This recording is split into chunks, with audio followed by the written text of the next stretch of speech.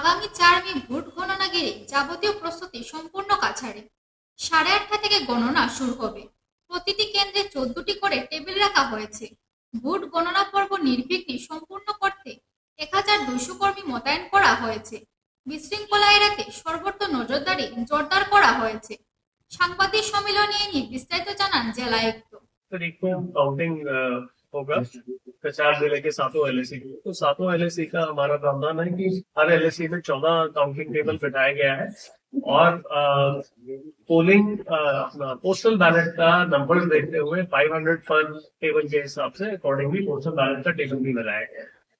And we are expecting, जैसे हमारा highest starting हो रहा है एलएसी में पोलिंग स्टेशन है, तो वहां पे हमारा 21 राउंड चलेगा और एवरेज हमारे हर एलएसी में अप्रोक्सीमेटली 16 से 17 राउंड काउंटिंग होगा।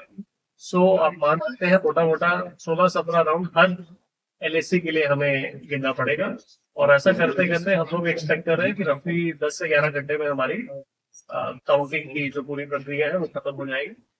एंड इसमें ऑल कैंडिडेट मीटिंग कलेक्ट कर ली गई है। कैंडिडेट्स को सारे काउंटिंग के प्रोविजन समझा दिए गए हैं।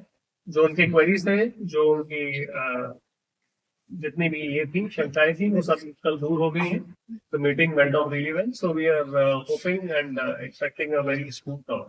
सो टोटल हमारा काउंटिंग स्टाफ लगभग 700 के करीब रहेगा एंड अप्रोक्सीमेटली 5 करीब पुलिस पर्सनल रहेगा। सो अप्रोक्सीमेटली 1200 के करीब सरकारी एम्प्लॉई उसमें इन्वॉल्व है। इसमें ऐसा स्पेसिफिकली मेल फीमेल का सेग्रीगेशन का कोई ज्यादा पॉइंट नहीं है, बट इन जनरल हमारा जो जनरल स्टाफ रेशियो है विच इज अप्रोक्सीमेटली 30% लेवल, तो वैसा ही इसमें मोटा मोटी होगा। प्रोसेस सुबह 8 बजे से चालू हो जाएगा। 8 बजे हम लोग पोस्टल बैलेट की गिनती स्टार्ट करेंगे एंड 8:30 बजे हम लोग ईवीएम काउंटिंग स्टार्ट करेंगे।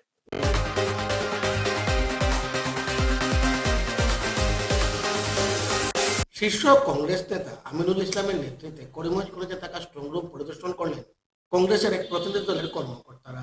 তারা দায়িত্বপ্রাপ্ত নিরাপত্তারক্ষীদের সঙ্গে আলোচনা করেন। পরবর্তীতে জেলা নির্বাচন আধিকারিকের সঙ্গে সাক্ষাৎ করেন। এ নিয়ে তারা রিপোর্ট দাখিল করবেন প্রদেশ কংগ্রেস সভাপতি গৌরব গগৈর সঙ্গে। তারা বলেন, বরাকে 7টি আসন দখল করবে কংগ্রেস, অন্যদিকে সিবিএম জেলায় 4টি আসনে জয় হচ্ছে কংগ্রেসের, এমন দাবি প্রতিনিধি দলের।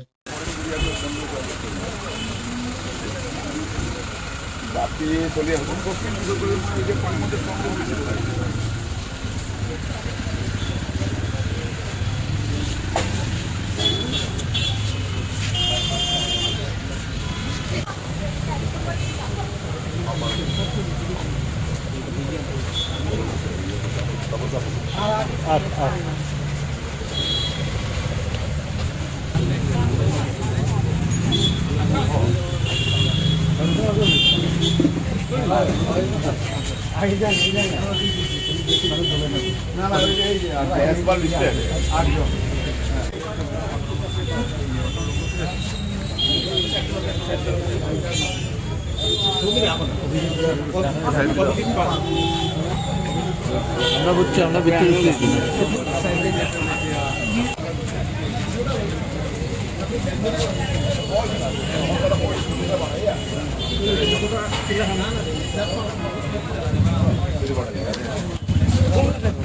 আমাৰ 6-7জনীয়া এটা টিম গোটেই অসমত 7টা টিমে বিভিন্ন জিলাবিলাকৰ পৰ্যবেক্ষণ কৰিবৰ কাৰণে কেণ্ডিডেট আৰু এজেণ্টবিলাকৰ লগত কথা বতৰা, তেখেতসকলৰ কি সমস্যা আছে, ষ্ট্ৰং ৰুমবিলাক আমি পৰ্যবেক্ষণ কৰিছোঁ, কেনেকুৱা ছিকিউৰিটি, ক'ৰবাত লেবছ আছে নেকি, সেইবিলাক পৰ্যবেক্ষণ কৰা।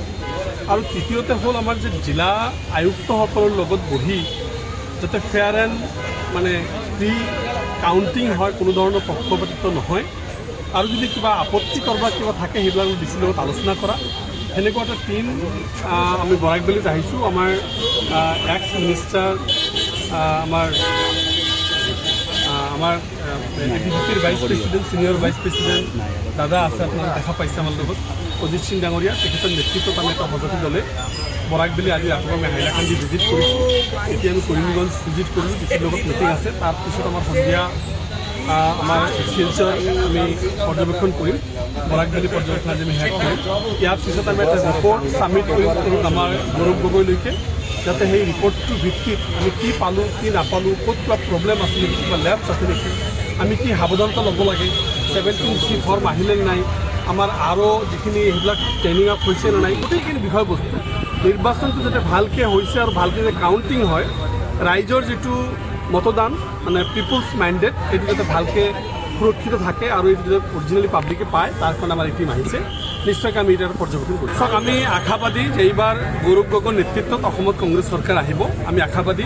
যথেষ্টখিনি আপোনালোকে দেখা পাইছে, মাননীয় মুখ্যমন্ত্ৰী ডাঙৰীয়া বিচলিত হৈ গৈছে, তেখেতসকলৰ কনফিডেন্সৰ অভাৱ হৈছে। এতিয়া AGP BJPৰ মাজত খন্তি মাৰা এইবিলাক কাউণ্টিং চলি আছে, কোনে কাক কিমান খন্তি মাৰিলে। আপোনালোকে আমাৰ ৰঞ্জিত দাসৰ আপোনালোকে চাইছে এইবিলাক। তো আমি আজি কনফিডেণ্ট ইনাফ যে আমি কংগ্ৰেছে এইবাৰ চৰকাৰ পাব। আমি বৰাকত 7টালৈকে টাৰ্গেট কৰি আছোঁ এতিয়ালৈকে। চাওঁ আমি এতিয়া কিমানখিনি হয়। ৰাইজৰ মেণ্ডেট এতিয়া বক্সত আছে, আমি কনফিডেণ্ট ইনাফ যে আমাৰ এটলিষ্ট 7 আহিব। আমি 4টা টাৰ্গেট কৰিছোঁ।